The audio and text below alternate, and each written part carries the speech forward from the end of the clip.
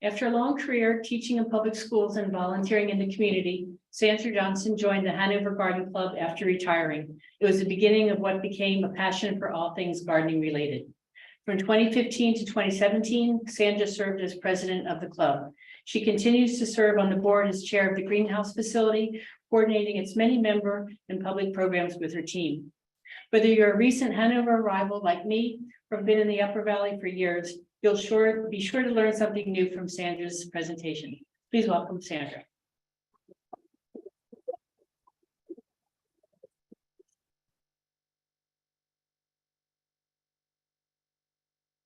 Get rid of them.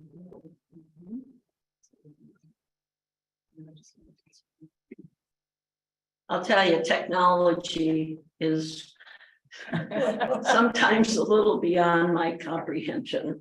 But I hope that things go smoothly today.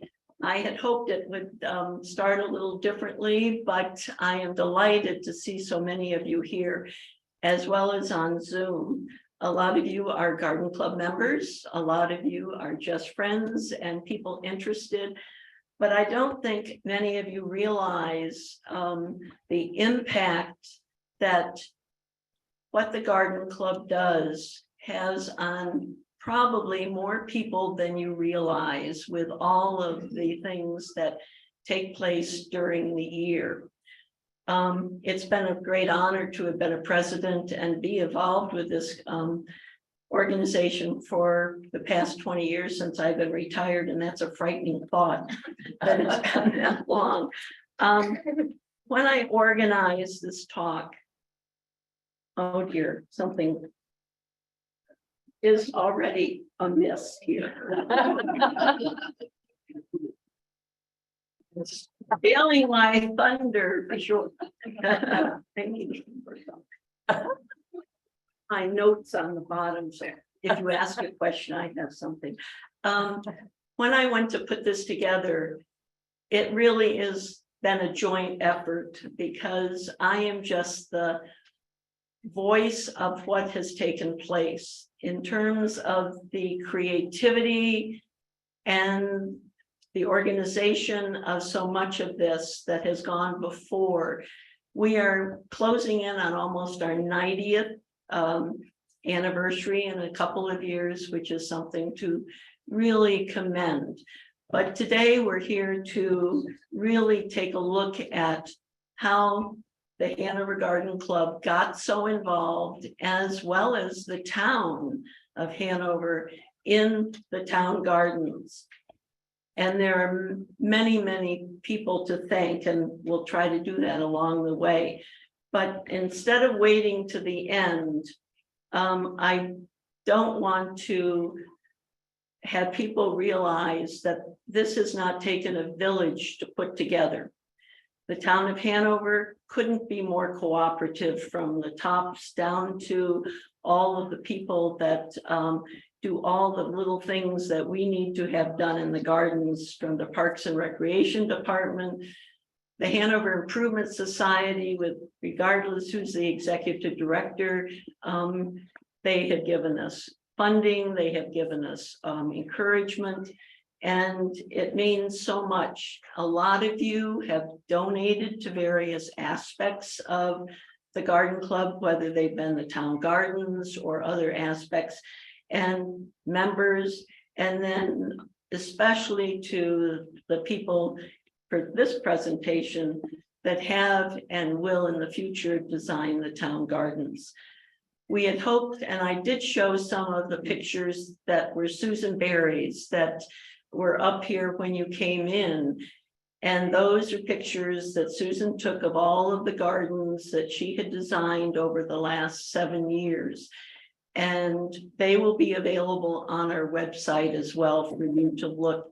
And they are just absolutely spectacular, and you'll see some of them later in the presentation. But this is a guy that we have to thank. And many of you here probably grew up with him as your mailbox. Not mailbox, but mailman. Gonna get my tongue twisted here for sure. How many of you in here actually knew Julius Mason? Betty Ann, anybody else here? My husband. Your husband, yeah. So, and I'm sure there's many people on Zoom that had also had him as a mailman. I am hoping that anybody that hears this will write a little something and send it to me of their memories of him. He must have been quite a person, because his legacy still is in existence today after all of the work that he did to actually be the originators of the town gardens.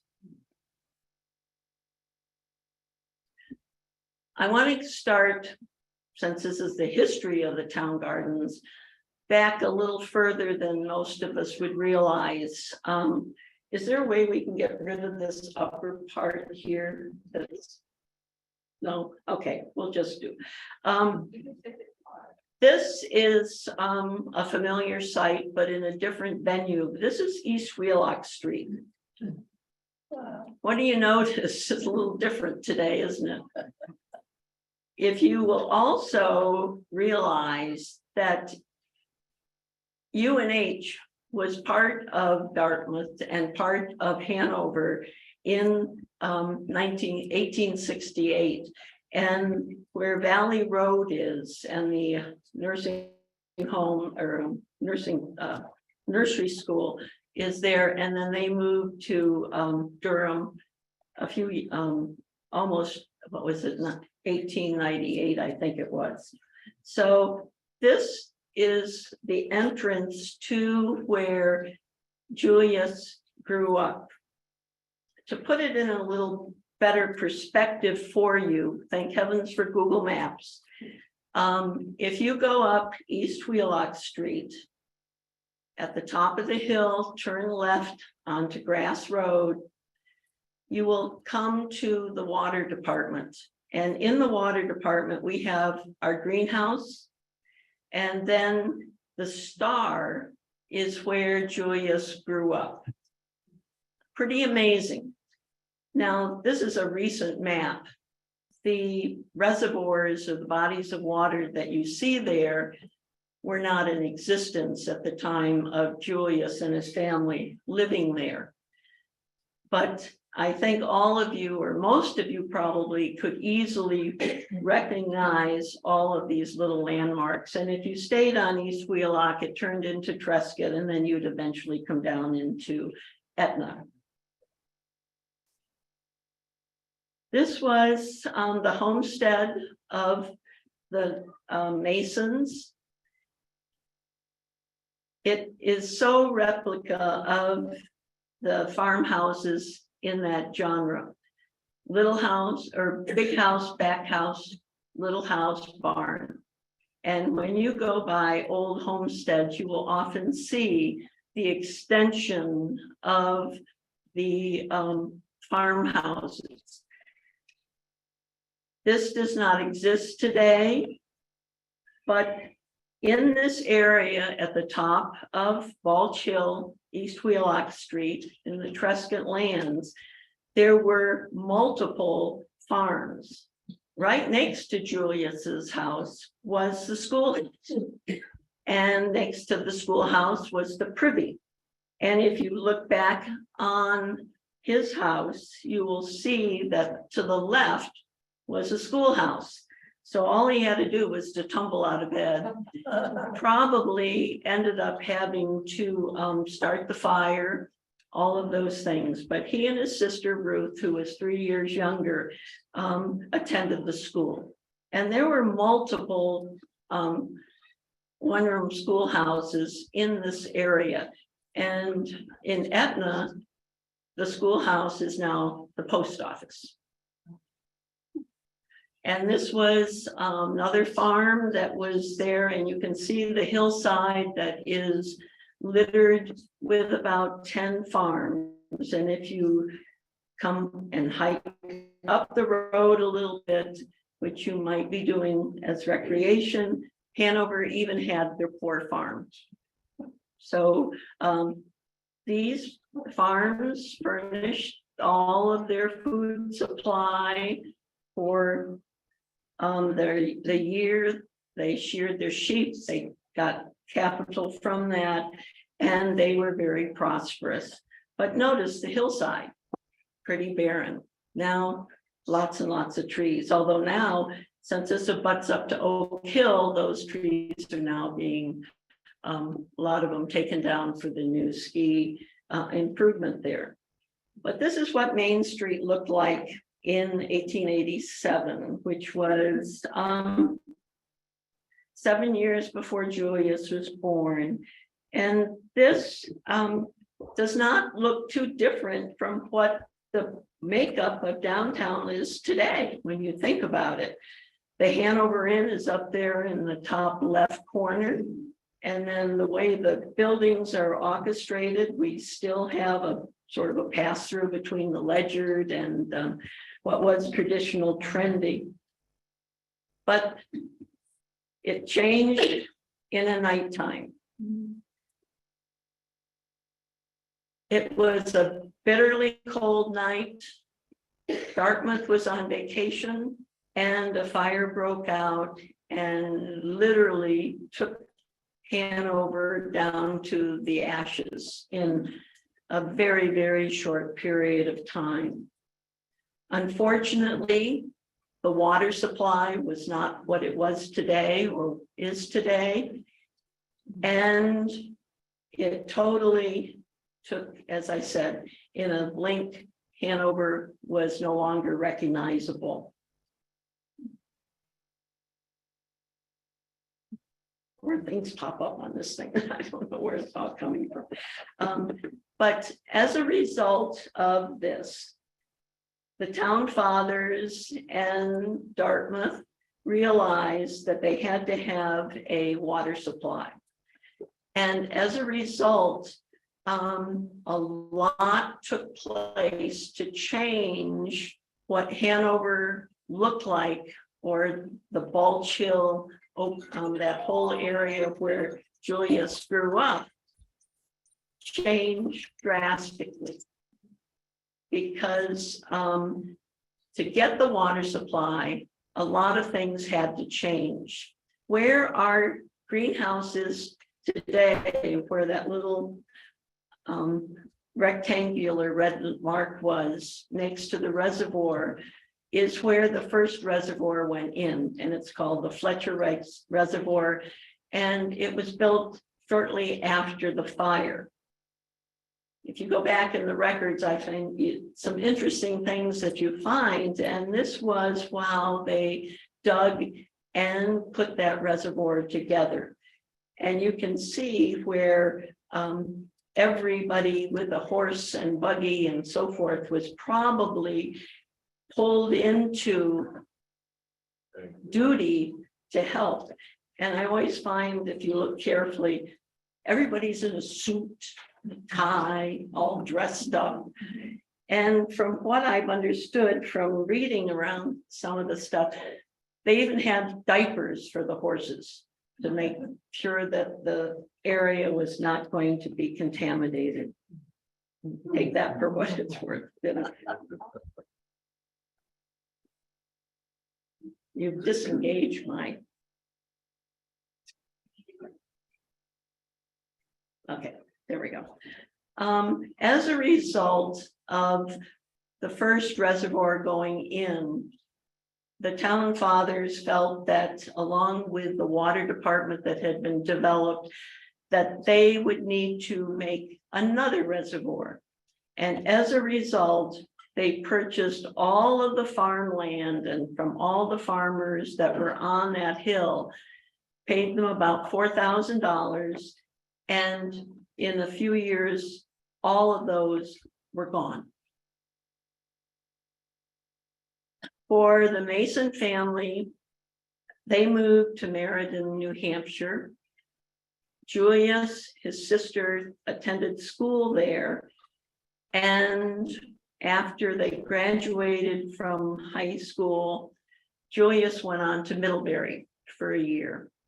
Did not finish. After a year, he came back to Hanover started to work with the post office, and then with World War II, ended up going into basic training.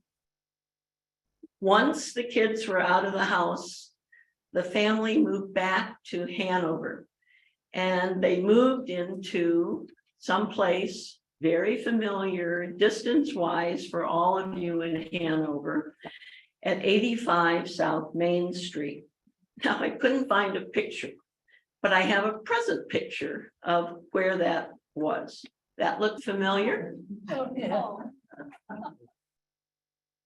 When I came here, Julius's house was there. And this is next to CVS. What used to be Super Duper. For those of you that have lived here long enough, you remember that there was a Super Duper grocery store there, CVS. Julius's house there were two houses on that property.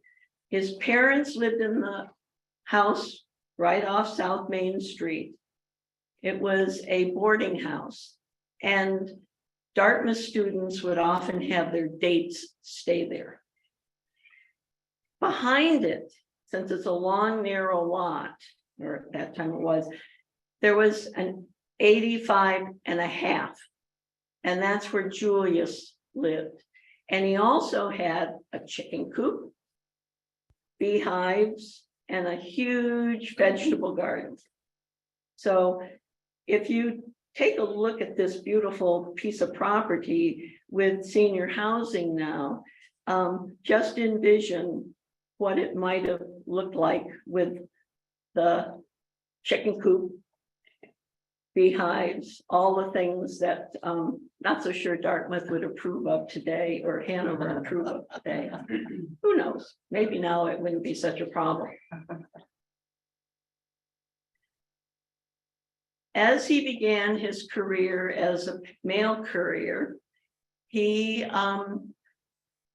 got married and returned to Hanover, and married his wife, who grew up in Hanover Center and lived right opposite Fearson Road. And she went to school up in Hanover Center. So they probably got to know each other since they weren't that far apart. And then the reservoir, the second reservoir, was built, called the Parker Reservoir. So there was a 31-year gap between the two. In 1936, the Hanover Garden Club was established. And it came about as a result of a number of women that had been part of the women's club, wanting to set up something with a little bit more sustainability for the environment, formed the club, and these were the original 3 objectives or goals for the club, which I am just amazed we use today and are still as viable as they were back in 1936. And the civic beautification in particular has an enormous effect on the community. So to keep us sort of figuring out where we are, the Fletcher Reservoir is the one at the top of Balch Hill that you see when you come to the greenhouse. Parker Reservoir is now more visible, and we'll talk a little bit about that. The shaded parts that you see here were the parcels of land that the Mason family farmed. So you can see how much was destroyed for farmland there.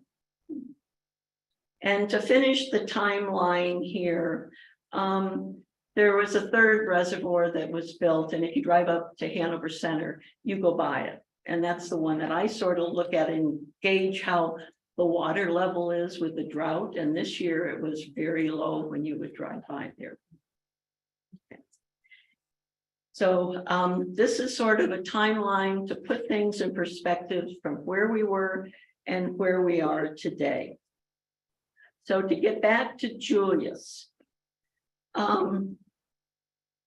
Julius, boy, I don't know what's happening here. Here we are.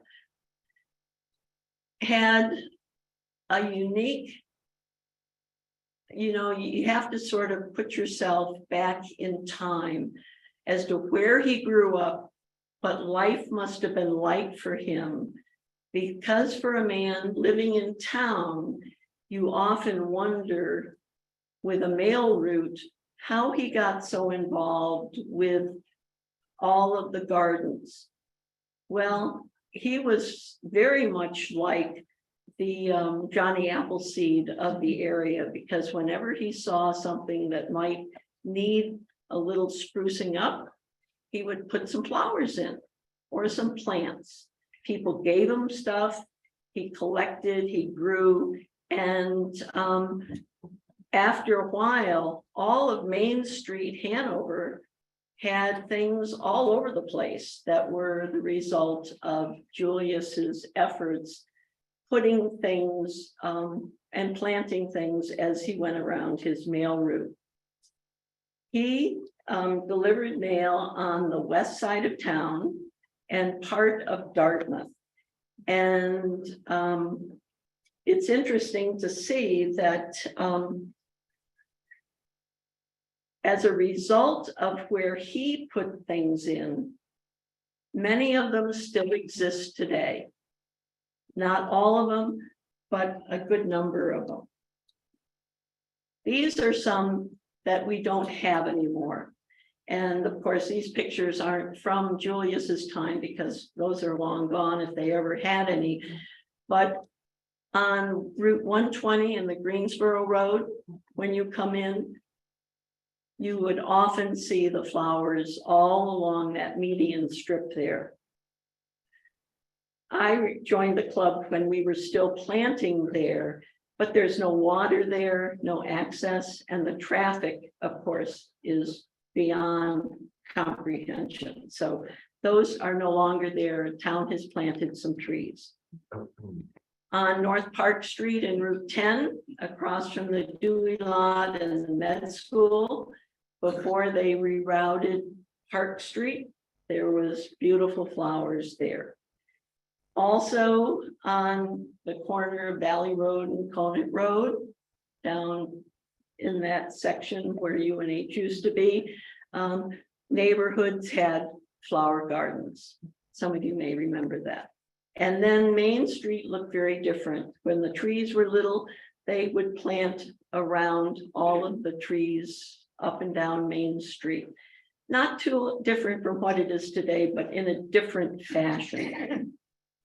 So a lot of things have changed. And across from his house, where the brick houses are on South Main Street, those all had lilies and peonies all along the roadway there.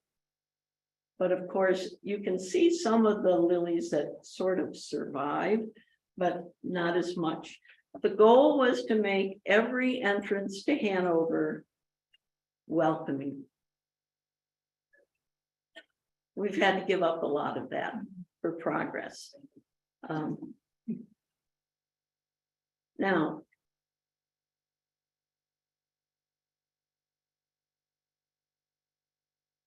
it's interesting to see how honored Julius really was, because after all of his efforts, oops, it's my notes. No. When he retired, he was honored by more people than most of us would imagine. And a lot of them were honored by people from the college.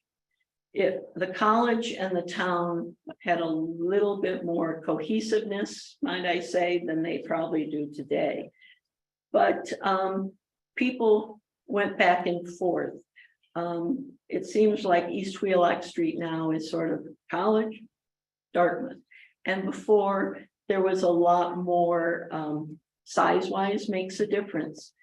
But Julius, once he retired, there were so many tributes made for him in the Hanover Gazette, old newspaper, that paid homage to his service.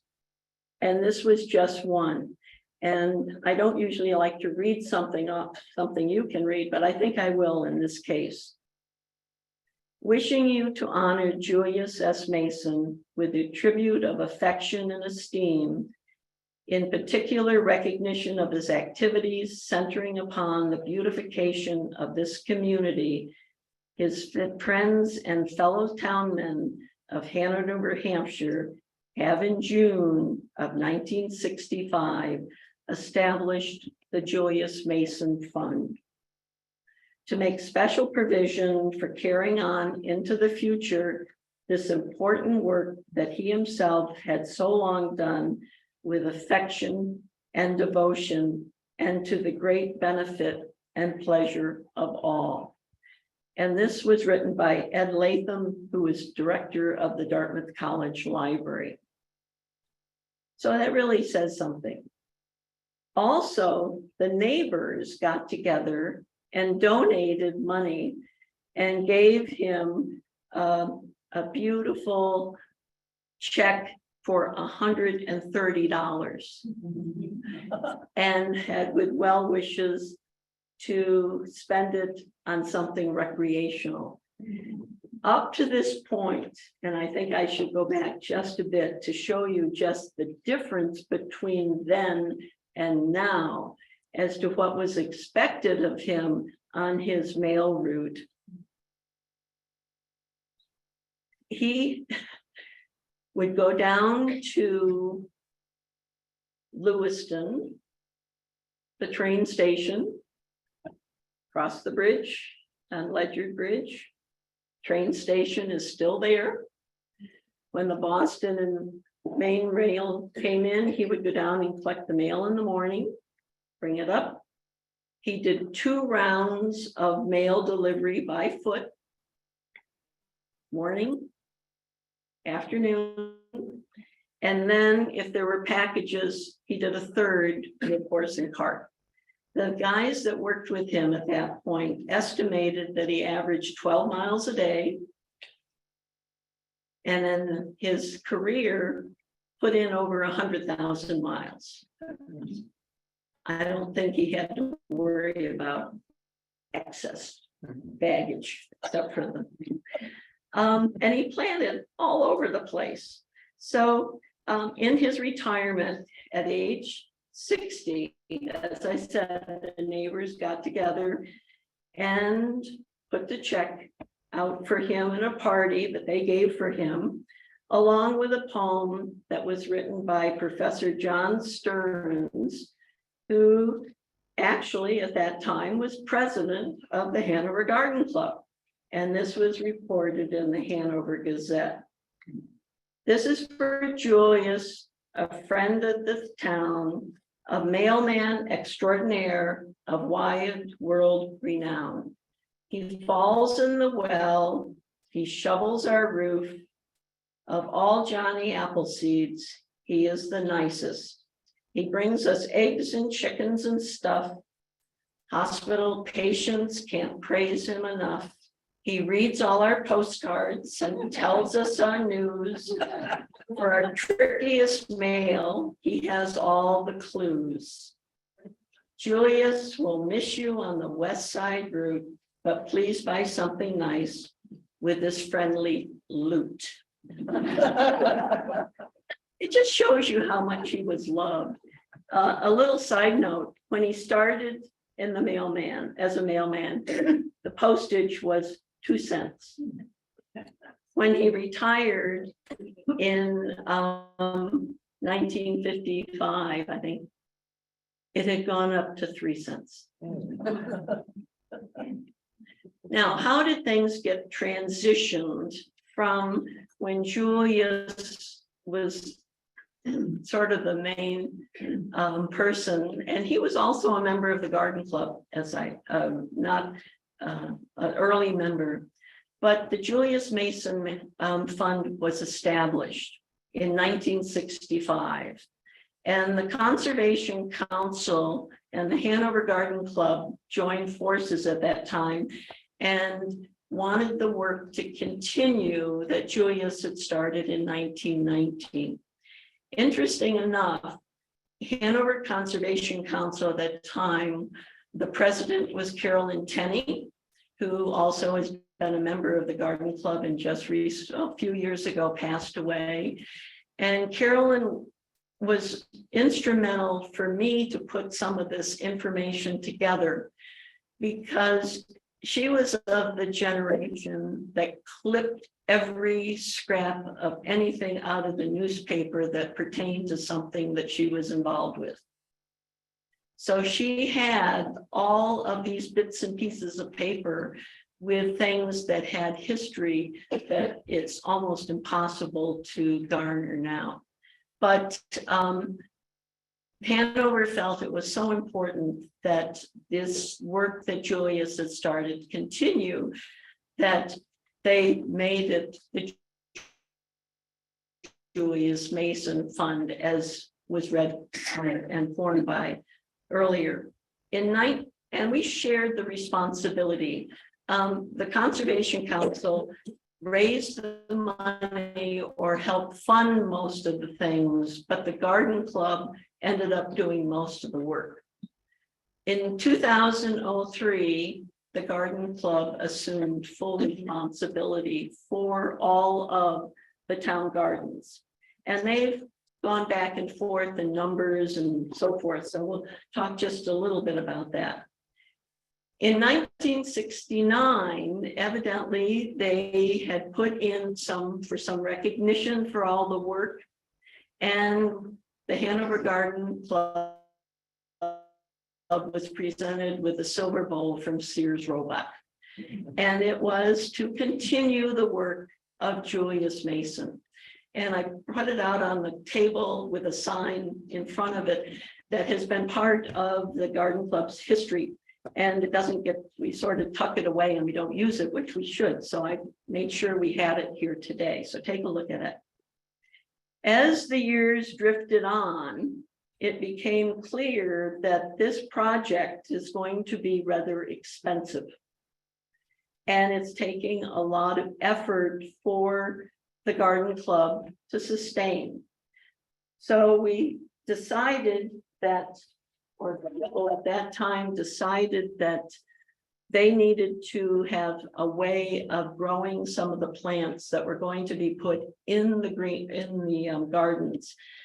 And Nan King, very active person in the community, decided, and the board decided that they would put up a greenhouse. Well, this was their idea of a greenhouse. It's a three-sided season room, and it worked extremely well. The town gave us the piece of property. It was attached to the building down in the cemetery where the water reclamation center is. And it served the club continual use for a good long time.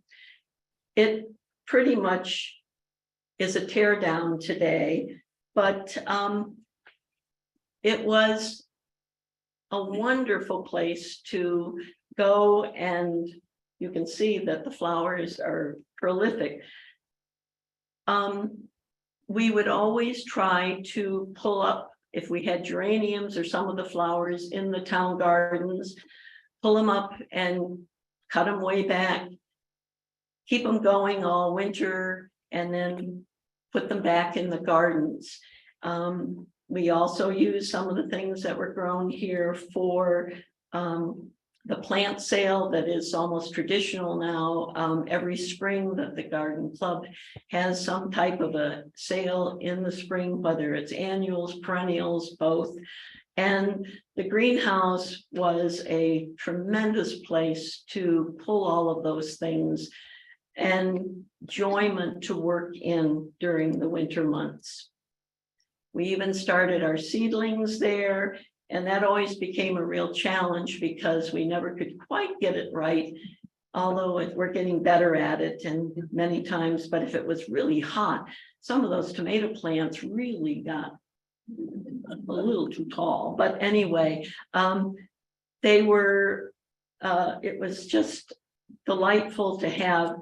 And it was a unique opportunity. Not many garden clubs have a greenhouse. And it just provides another venue for creativity and things to help propagate for things that are being used in the town. But you can see now pretty much every inch of this place was used. And of course, as it came, you could barely get in the building. And part of that came with a place outside for the perennial beds. And the perennial beds are still there. And this was probably one of the better fundraisers that a group like the Garden Club ever had, because we would divide up all of our perennials. We still do. And people come and in droves to buy the things that have been propagated in the greenhouse, as well as from people's gardens. Although one time I had a woman ask me, she said, I find it difficult to drive through the cemetery to buy these plants. And I said, well, I'm sorry. I always found it rather refreshing. But she took great offense that we put the greenhouse in the cemetery. Each to his own. It is a unique place, I must admit, but it served us well. And then each year, the gardens got more and more gorgeous and more ambitious. And we would purchase some of the plants that went in the town gardens from local nurseries, and they would be delivered, set out, and then we will plant them in the town gardens. And this is pretty much the list, give or take, upon occasion, what the Garden Club has finally settled in to put for the town gardens. Someday, some years, we may skip one, come back to it. Some people say, well, wouldn't it be nice to do this little section? You have to be careful because pretty much, you know, the town is a good thing it's not much larger. Yeah. But when Susan and the most recent one for Susan Berry, she is the one that was the instigator, the brains, the designer, the creativity, the artist. Can't add enough adjectives because it's awesome what this has done to create the gardens. And Jeff Graham, who is at the Hanover Improvement Society, says that there wasn't a day that goes by in the summer that he doesn't look out of his window at the Nugget Gardens and people are having their pictures taken. And that is high praise because it is, you know, and the thing is with these, sometimes when the plants were delivered, they said, oh, by the way, we didn't do well with that particular plant, so we substituted something. So Susan would go back and redesign to fit, so it was just perfect. So when you see the town gardens from the past, you'll know that a lot of love and caring has gone into them. And we, on Memorial Day weekend, usually in force, would start the planting, and it always was a blistering hot day. And the town people were often, that was Memorial Day, so we had to really make sure that these plants got hydrated quickly. But they were plotted out very carefully, dug, and some of them you just wonder if they're ever going to mature to the glory. And sometimes the gardens haven't done as well as others. Weather, of course, has an enormous play. And but we've been pretty lucky, but there are some beds that are trickier than others. The Howe Library, have all of those beautiful copper boxes, but they get full sun. And so everything you plant in those boxes could be watered morning, noon, and night, and I don't think there would be enough hydration to keep them looking fantastic. But they are beloved by people that go and come. And oftentimes we try to have a red, white, and blue theme, but every year it's a little different. You can see some of these go back a ways because this is when the, I think it was the Hopkins Center, or was it the town that had the pianos all over town? The Etna Library has been a recent acquisition for things because when we realized the Howe Library got all these flowers and the Etna Library, which was actually the original Hanover Town Library, didn't have anything. So we have put some container gardens there to be equitable with Hanover and Etna. But this has been the co-op triangle, and it's in this desert of pavement. And just keep in mind what that would look like with nothing in the. So often this is what spring looks like when you come into town. And we get a lot of credit for these tulips, but it's the town that has put the tulips in year after year. Things will be changing, and we'll get to that in a little bit, but it really tells you what flowers can do for your feelings for this changing of the seasons. And those tulips really harken spring. This was the design for one of them from Susan in 2016. And again, just look at the work that goes into that. And all of what's taken into consideration is how full they're going to be, how far they have to be apart, you know, from your own experience, how that can affect the timing. And I couldn't resist Susan in all of her glory, planting exactly where that plant has to go. I kid you not, we moved. But when you see them after they're planted, you wonder, is this gonna be pretty? It's gonna be what we expect.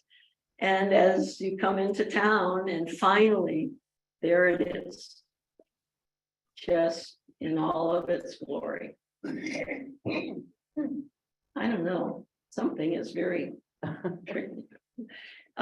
This is the only place on campus that we do at Webster Cottage, and you mostly the trough. It is when Webster was being renovated, or water systems, all of the bushes got taken down, and we used to plant along the walkway, but we don't do that anymore. Storrs Pond, not only at the welcome kiosk, but also the tennis hut.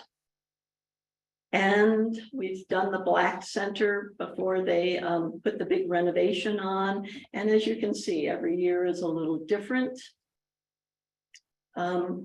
Police and fire station. And again, we had a red, white, and blue theme this last year. Town hall. I always love that picture with the kids smelling the flowers. But this one is my favorite. Love that. And again, in front of the Nugget, we sort of have 4 beds really across there, and they're all different names. And of course, the Amadon Hood. Now we have Brian Smith with his record shop there. But that is one section, and you can see where it starts. And one year we even had a vegetable garden there. And the produce was taken down to the Lutheran church and for their Thursday potlucks that they had for the students. But, you know, you can look at these pictures and realize how important it is for the town to have these along Main Street. And this one, if you look carefully, it's been planted so that the zinnias have a wave.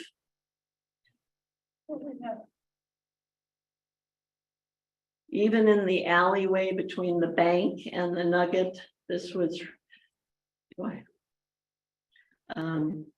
just a jungle a couple years ago. And out at Jobert's, that too has changed. And then in 2004, the Hanover Garden Club decided they'd put hanging baskets downtown. And so the merchants and different contributions bought 36 of these hanging pots. And over a number of years, either they did extremely well, or, you know, it's a desert down there with the buildings and the heat and so forth. Took a tremendous amount of labor to keep them hydrated. And that was a major concern. And the town would hopefully, and it is becoming harder and harder to have a part-time person hired by the Parks and Recreation to help with some of the watering and things in town. So a few years ago, I think 4 years ago, we turned all of the baskets over to the town. And so they now take care of those, from the planting to the watering. And they also help us with the watering as part of the thing. So to come back and put things as to where we are now and where we're going to go in the future, I think let's take just a look at what has happened. In 2015, 2016, they decided to open up the Trescott lands for recreation. I have driven the road from downtown Hanover up East Wheelock Street to Trescott to get home for the past 50 plus years. And all I have seen is no trespassing, no trespassing, no trespassing. No one was ever allowed into the Trescott lands that we now are able to access. And this has become a wonderful recreational source for the community. Remember, Fletcher Reservoir, Parker Reservoir did not exist. The greenhouse that we now have is close to the reservoir. It smells a lot better up here than it did down below. And where Mason Four Corners was. And now we have a kiosk on the bend in the road that would take you down to Etna. The Hanover Conservancy has done a wonderful job of signage and making this area available for recreation. And this is the Fletcher Reservoir. Actually, this is the Parker Reservoir that I took one fall day that you can just go in. And if you keep walking up a little further, sort of back here a minute, as our new greenhouse is now right almost within a stone's throw of where Julius grew up. And so when the town told us that we might have to consider, if we wanted a greenhouse, to think of a different place, because the water reclamation area was going to have some expansion, Peter Kabaki, who is in charge of the facilities, found this spot for us. And we are just outside of the water treatment plant and right next to the Fletcher Reservoir. And thanks to many of you that are sitting here and many of you who are on Zoom, helped with the funding of this new greenhouse. And it is continuing to do what our old greenhouse used to do, but better. And I'll tell you that if any of you need a pick-me-up attitudinally, just come up and work in the greenhouse. It is a glorious place to sort of have a different mindset when you leave. But the future of the garden club is changing. And we have new people that are coming with new ideas. Times are changing. And what this past fall, many of you might have noticed that the beautiful gardens were not quite ready to be torn up, but they were. And we needed to reorganize in that September window, not only to get the plantings out, but for the town to put good fertilizer and things into the soil so that we could transition from annuals to perennials. And that is where we are today. And Case Oz in the back,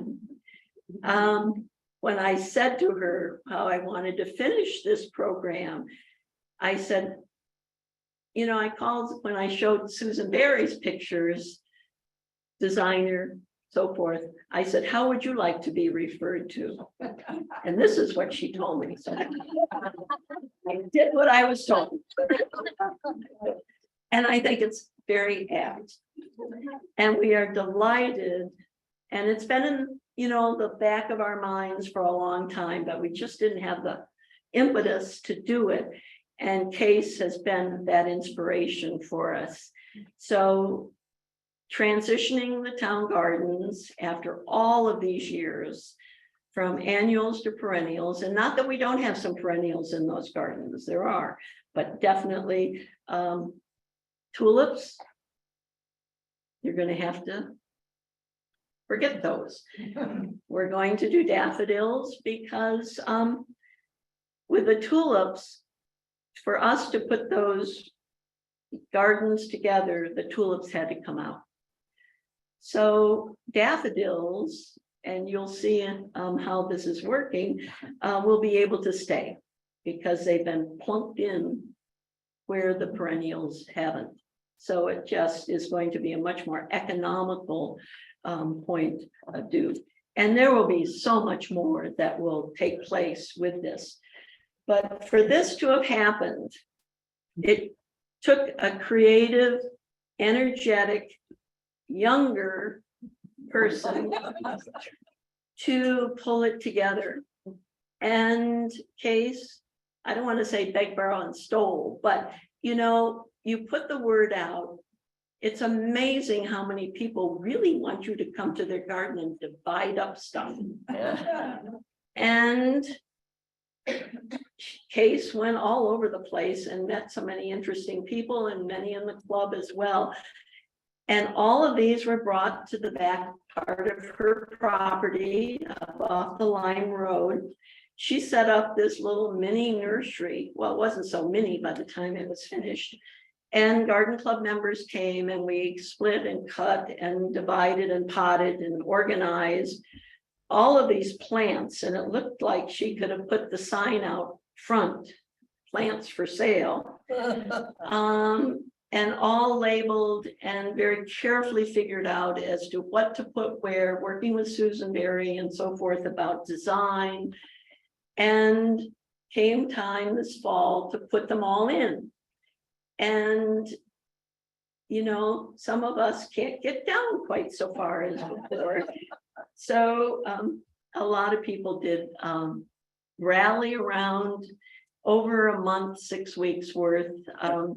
All of those plants were brought into the different gardens, put in. Looks pretty good for having just been planted. And then you will notice in this particular picture, and I don't want to, she has left some walkways for weeding and so forth. And in the walkways have been planted crocus.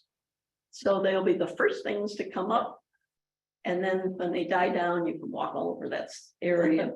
But all of the gardens have been designed so that there will be color all year.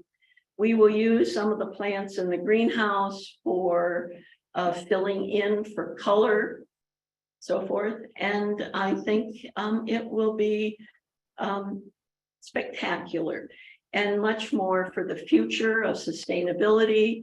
A lot of these are pollinators. So all the things, the buzzwords that you hear constantly will be, it has taken a long time to get here. But I think that from now on, people are going to grumble a little bit about not seeing the tulips in the spring and so forth. But, they did that on the Ledyard Bridge and a number of projects. Yeah. But some of the things related, just some facts that you might be interested in, realizing the effort that went into this.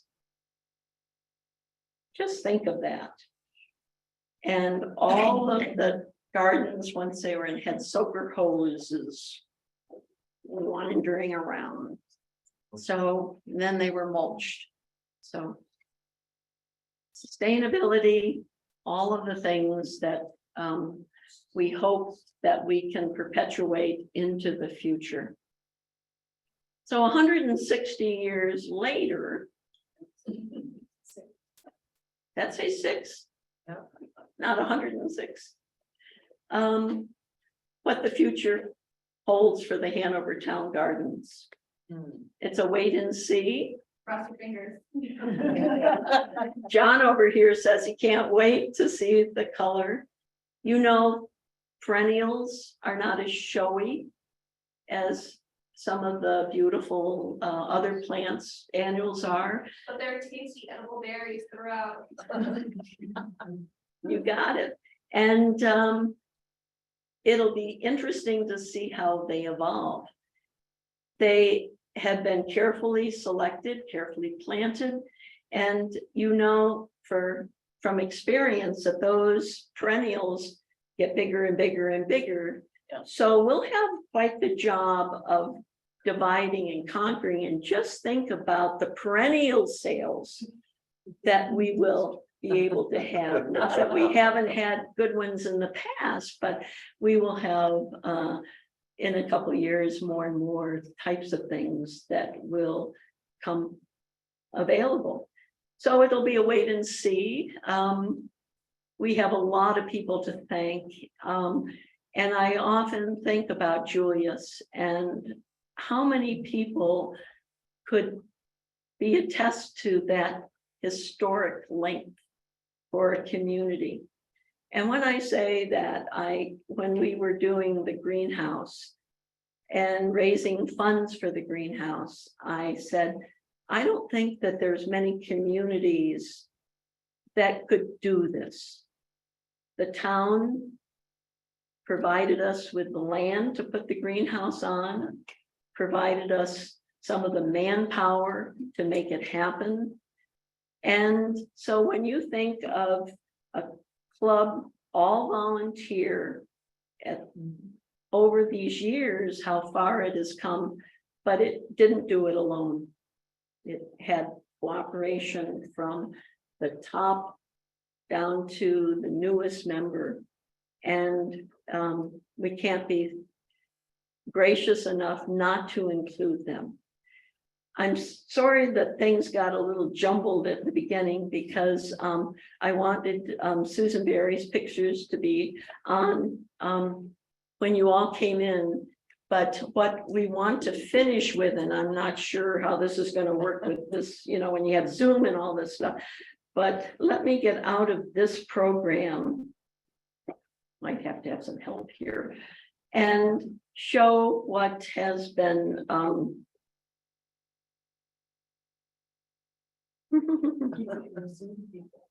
yeah, let me see.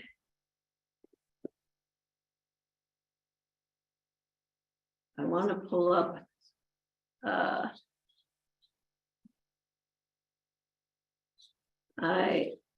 here we are.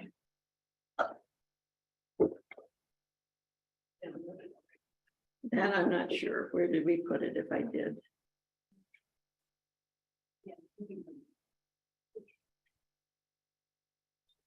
But if we don't find it right this second. I thought we had done it. No, that's no, no, I don't think that's.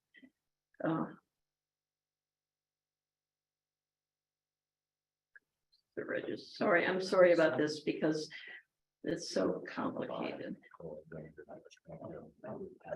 It's the one you did with the cases, pictures. But it was only. No, I think that's the one for my signing in today. No, I thought we had, but I don't see it here. It's not what we started. Oh, it's the one that, when you sent. Yes. Yeah. If not.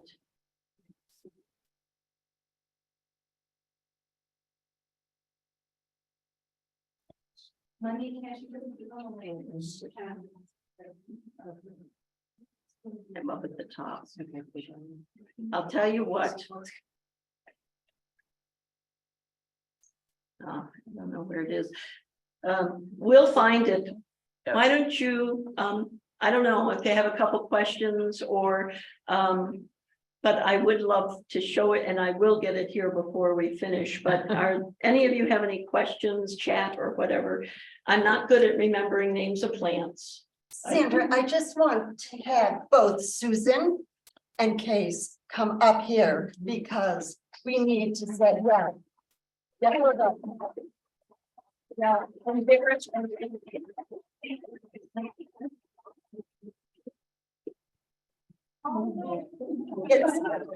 We just have to say thank you. And over the years, you've been there for us. Believe me, we needed you. And to have Case step up and do this. Well, it was interesting. I was a new member and I was, Susan reached out, said, oh, I heard you were interested in town garden stuff. And she's like, yeah, this garden, I just like, it drives me crazy. See if you can deal with it. And I came back with the most preposterous proposal ever. It was like stuffed with all sorts of crazy plants. And she says that garden alone, what you put together will be $5,000. No. I said, I'm sorry. I don't know what I'm doing. So then, I got whipped into shape a little bit and realigned my sights onto taking from other people's gardens for free. So thank you to everyone who donated. Oh, I think was make a comment. I think that our speaker today, for all that she has done over these many years. Yeah.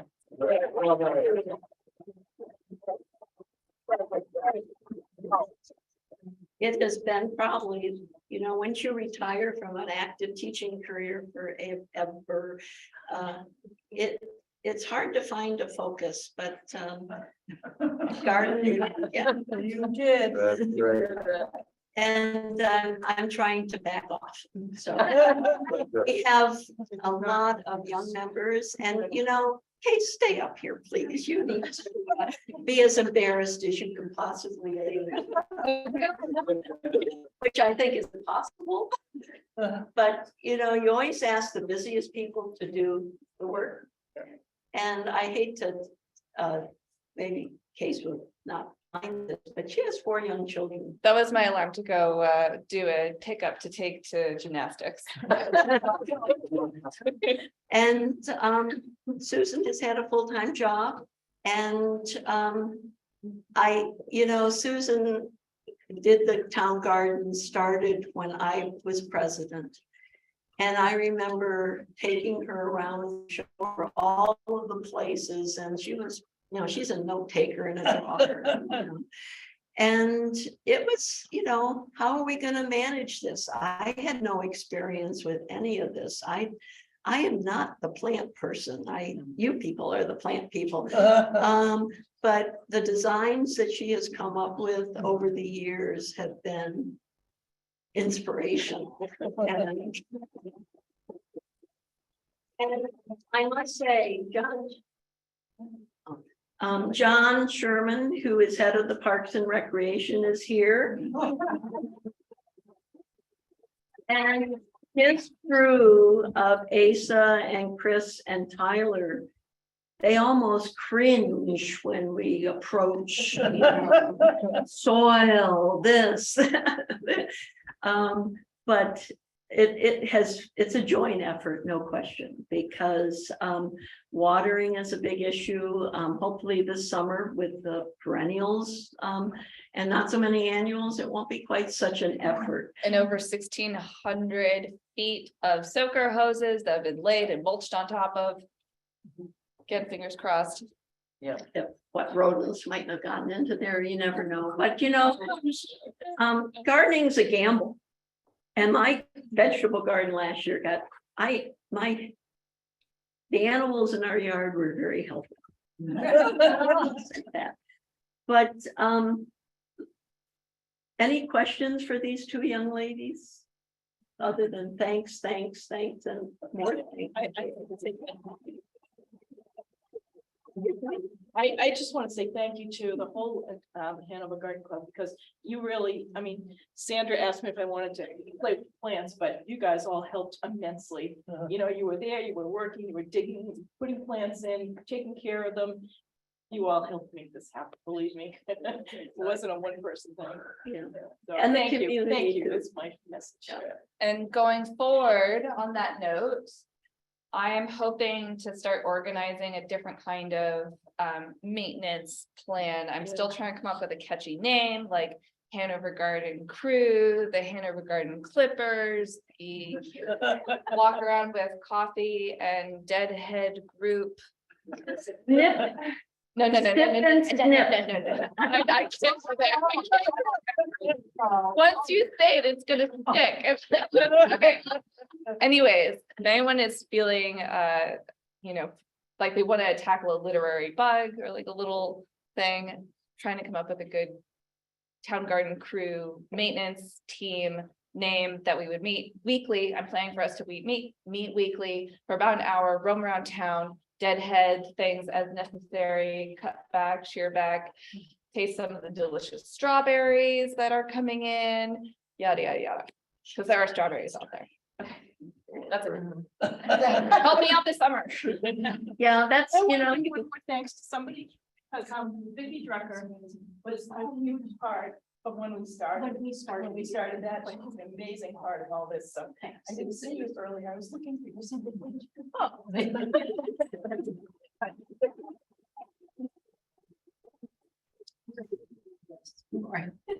I'll never forget at our 80th anniversary luncheon.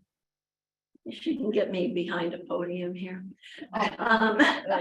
Betty Heston asked if she could say a few words. She was not on my itinerary for the meeting. And I said, Betty, of course, and she was a long time member. And she got up and she said, the part of the thing that I like most about the garden club is the friendships and the camaraderie that I have had over the years. And I don't think that any organization could survive this long with so much turnover and in and out of a transit type community. Then the people, and when you start digging or planting or anything together, it does build a lot of camaraderie. And just this last Friday, we've had a group up at the greenhouse and we had 800 plus plugs that were put in pots over that one day. And at the end of the day, everybody said, oh, this was the best day. You go home and you're filthy dirty and you're tired and you can barely move and you just collapse and say, we should have more like this, but not tomorrow.